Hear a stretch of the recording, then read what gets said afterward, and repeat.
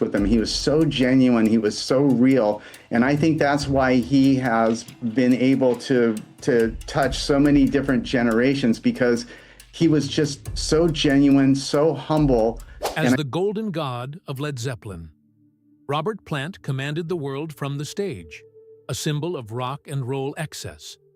But fame offered no defense against reality. Offstage, a relentless chain of tragedy, a crippling accident, the sudden death of his 5-year-old son, and the loss of his closest friend would shatter his world completely.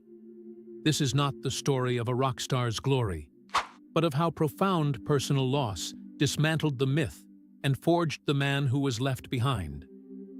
In the vast and often mythologized history of rock and roll, few figures loom as large or as luminous as Robert Plant. Born on the 20th of August, 1948, the man who would become the definitive voice and image of Led Zeppelin was, by 2026, a figure of enduring legacy at the age of 77. As the frontman for the monumental band he co-founded in 1968, Plant was far more than a singer. He was an archetype, dubbed the Golden God for his cascading mane of blonde hair and his Adonis-like physique. He commanded stages with a raw, untamed energy that was both primal and poetic. His vocal instrument was a force of nature, a dynamic 4-octave range that could shift from a tender, blues-inflected whisper to a full-throated, banshee wail that would define the very sound of hard rock and heavy metal for generations to come. The success of Led Zeppelin was not just immense, it was earth-shattering. The band sold tens of millions of albums, with conservative estimates placing their worldwide sales between 200 and 300 million units, making them one of the best-selling musical artists in history. Their tours were legendary, breaking box office records previously set by the Beatles and creating a mystique of power and excess that was unparalleled. However, the brilliant, blinding light of the stage cast a long and profound shadow. Behind the larger-than-life persona and the lyrics steeped in mythology and fantasy, a series of devastating personal tragedies unfolded, one after another, with relentless cruelty. These events would systematically dismantle the rock star image, forcing a deep and permanent transformation upon the man at the center of the storm. The untamed golden god would slowly recede, replaced by a quiet, introspective individual who turned his back on the excesses of his youth to seek solace and anonymity in the gentle, rolling hills of his native Worcestershire. This is not simply a story of a rock star who grew older. It is the chronicle of how profound personal pain can reshape a life more completely than any amount of fame or fortune. Robert Plant's journey is a stark and powerful testament to a fundamental truth, that the immense success of a musical career provides no sanctuary from the depths of human sorrow, and that, for him, the crucible of tragedy ultimately proved to be a more formative force than the blaze of glory. The illusion of rock and roll invincibility, an aura that surrounded Led Zeppelin at the zenith of their power, was first violently punctured on the 4th of August, 1975. The band was on a brief hiatus, enjoying a well-earned rest after a triumphant 5-night stand at London's Earl's Court, and before embarking on what was planned to be a colossal North American tour. Robert Plant, his wife Maureen, and their 2 young children, 4-year-old Carmen and 5-year-old Karac, were vacationing on the picturesque Greek island of Rhodes. While driving a rented Austin Mini on a narrow road, the vehicle veered off the pavement and collided with a tree with devastating force. While some reports suggest Maureen was at the wheel, others indicate it was Plant. But the catastrophic outcome remained the same. The immediate aftermath was a scene of chaos and severe injury. Plant himself suffered a shattered ankle and a fractured elbow, injuries that were complex and debilitating. His wife, Maureen, bore the brunt of the impact, sustaining a fractured skull, a broken pelvis, and a compound fracture to her leg. She lost a significant amount of blood and was in critical condition, her life hanging in the balance. In a small mercy, the children, who were in the back of the car, escaped with less severe injuries. Carmen suffered a broken wrist, while Karac sustained a broken leg. The family was initially taken to a local hospital where the conditions were reportedly primitive, prompting the band's manager, Peter Grant, to arrange for a private jet to airlift them back to London for proper medical attention. The long-term consequences of the crash were extensive and life-altering. Plant's recovery was a grueling ordeal that stretched over the better part of 2 years. He spent many months confined to a wheelchair, a stark and humbling contrast to the dynamic, preening frontman who commanded stadiums. Doctors initially warned him that he might not walk properly again, a prognosis that plunged him into a period of deep depression and introspection. The physical pain was constant, but the psychological toll was just as significant. This period of forced immobility directly impacted the band's next creative phase. The recording sessions for their 1976 album, Presence, were conducted while Plant was still in his wheelchair. He sang his vocal parts from his seated position, channeling his pain, frustration, and anger into one of the band's most raw and intense records. Professionally, the crash was a disaster. The planned North American tour, a 33-date spectacle for which tickets had already been sold, was canceled in its entirety. This resulted in a massive financial loss, estimated to be in the millions of dollars, and brought the band's seemingly unstoppable momentum to a screeching halt for Plant personally. The accident was the first profound shock to his system. It was a brutal confrontation with his own mortality and the fragility of the life he had built. The image of the rock star Bat 2, immortal rock star, was irrevocably cracked. This traumatic event marked the beginning of a profound internal shift, forcing him to recognize the precariousness of existence that lay just beneath the surface of his fantastical public persona. 2 years after the Rhodes accident, just as life had begun to find a semblance of normalcy, tragedy struck Robert Plant again. This time with an unimaginable and soul-crushing force. It was July of 1977, and Led Zeppelin was once again conquering America. Embarked on a tour that represented the absolute peak of their commercial power and cultural influence. They were playing to record-breaking crowds in massive stadiums, the kings of a world they had created. On July 23rd, while in the French Quarter of New Orleans, preparing for a show at the Louisiana Superdome that was expected to draw over 76,000 people, Plant received a distressing phone call from his wife, Maureen. Their son, Karac, now 5 years old, had fallen ill. The initial diagnosis was a stomach virus, and, while concerning, it was not initially perceived as a life-or-death situation. The situation, however, escalated with terrifying speed. A second phone call came just 3 days later, on July 26, 1977. The news it carried was the most devastating a parent can receive. Karac's illness, diagnosed as a virulent stomach enteritis, had overwhelmed his small body, and he had passed away suddenly. Plant was 4,000 miles away from home, a helpless victim of geography and time. He was unable to get back to England in time to hold his son, or say a final goodbye, reportedly missing his last moments by only a few hours. The world of the Golden God, a world of fantasy, power, and adoration, collapsed into a single point of unbearable pain. Plant's reaction was one of complete and utter breakdown. His bandmates and tour manager, Richard Cole, described him collapsing in grief, letting out a primal scream of anguish that was more raw and real than any sound he had ever produced on stage. The remaining 7 dates of the North American tour were immediately canceled. a decision that carried a financial cost of millions and disappointed hundreds of thousands of fans, but was an absolute necessity. For the next several days, Plant went into total seclusion, isolating himself from everyone, consumed by a grief so profound it threatened to extinguish his own creative fire. In the dark and empty days that followed, he seriously contemplated walking away from music forever.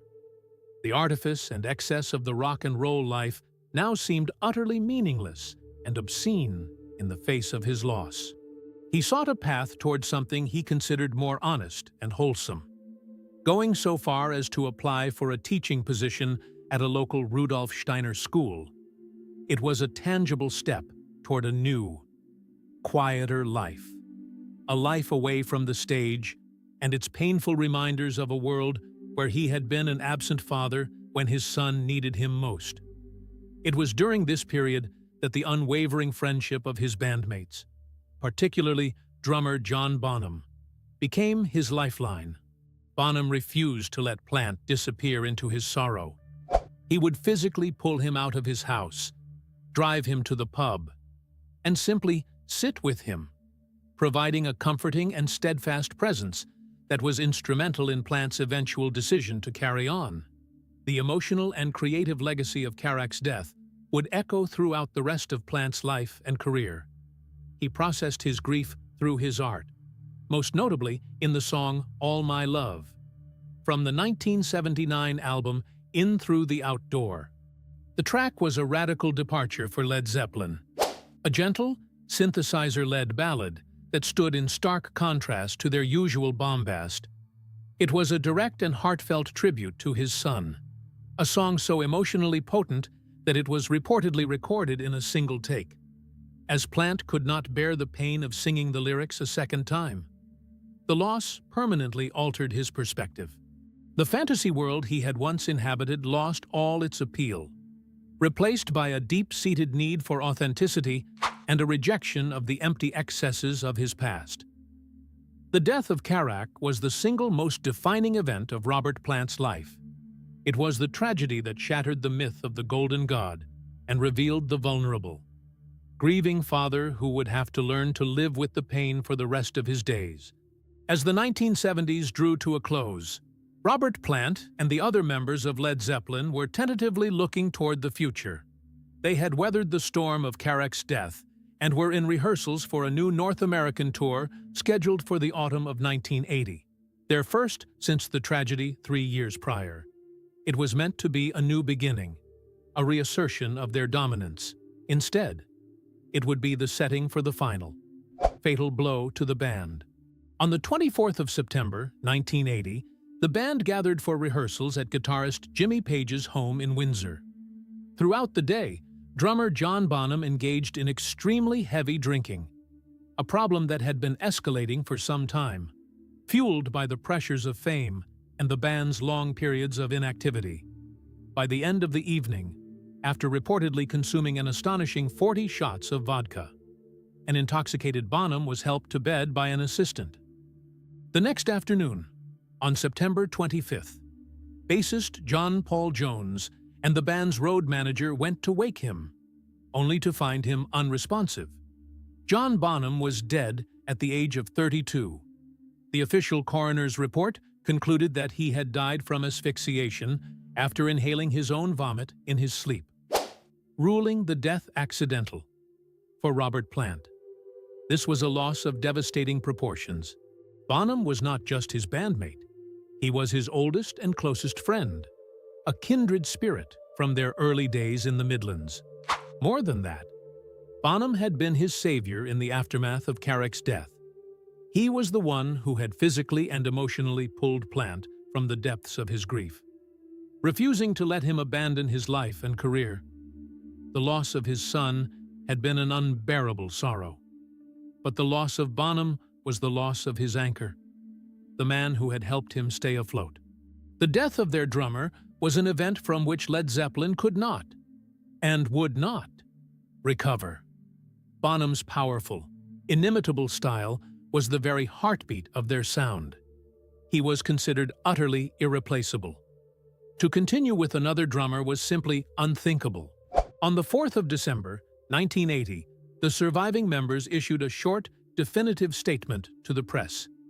"We wish it to be known that the loss of our dear friend and the deep respect we have for his family, together with the deep sense of undivided harmony felt by ourselves and our manager, have led us to decide that we could not continue as we were."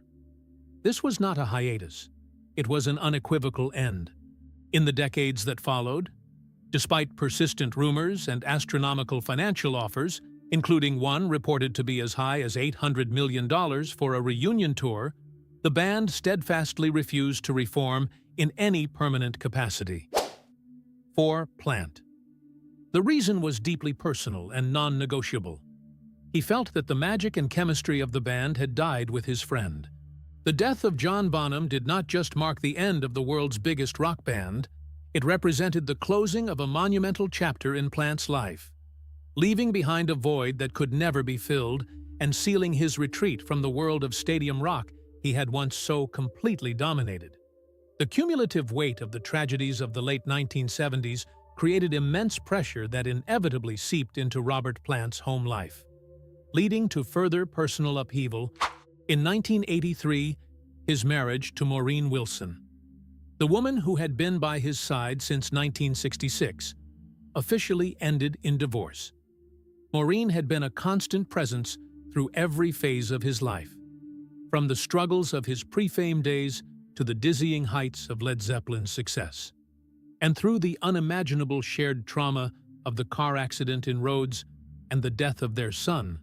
However, the immense strain of these events, coupled with the new pressures Plant faced as he embarked on a solo career in the wake of Led Zeppelin's dissolution, ultimately proved too much for the marriage to withstand.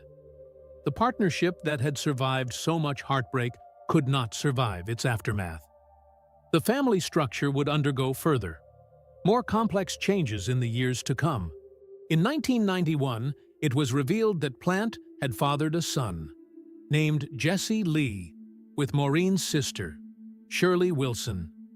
This was a deeply private family matter that became public knowledge, adding another layer of complexity to their intertwined lives.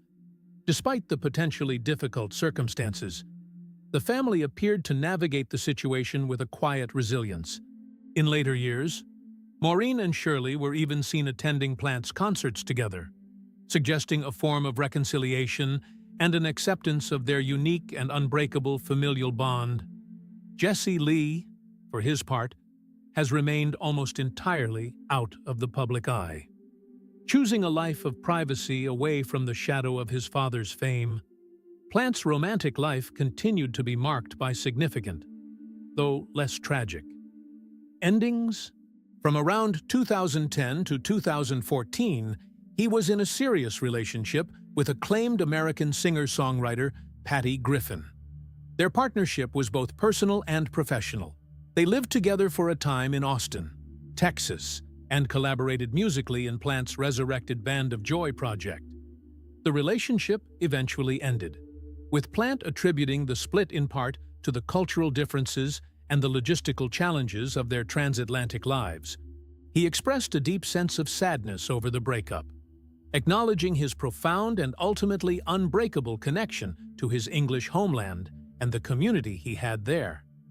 Some biographical sources also allude to the long-term effects of his accidents, mentioning that a second, less publicized car crash may have contributed to lasting memory issues, compounding the physical and emotional scars of his past. Each of these events, the painful end of the marriage that had defined his adult life, the complex dynamics of his extended family, and the dissolution of a significant later life partnership, served as another step in his journey away from the archetypal rock star. They reinforced his growing prioritization of privacy, family, and a search for personal authenticity over the demands and distractions of public life. As of 2026, Robert Plant, at 77 years of age, leads a life that is the antithesis of the golden god persona that once defined him. He makes his home in the serene and unassuming English countryside, residing in the area around Shatterford and Bewdley in Worcestershire, not far from the Black Country where his journey began. His choice to live in this quiet corner of England is deeply symbolic of his overall journey, a full-circle return to his roots and a conscious embrace of a peaceful, grounded existence.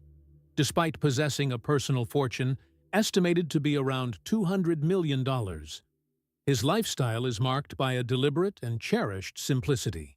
He is a known figure in his local community, often seen in local pubs and shops, and is deeply involved in local affairs, most notably as a vice president of his beloved Wolverhampton Wanderers football club. He has by no means abandoned music, but his relationship with it has been profoundly transformed. He continues to write, record, and perform, most recently with his project Saving Grace, featuring vocalist Susie Deanne.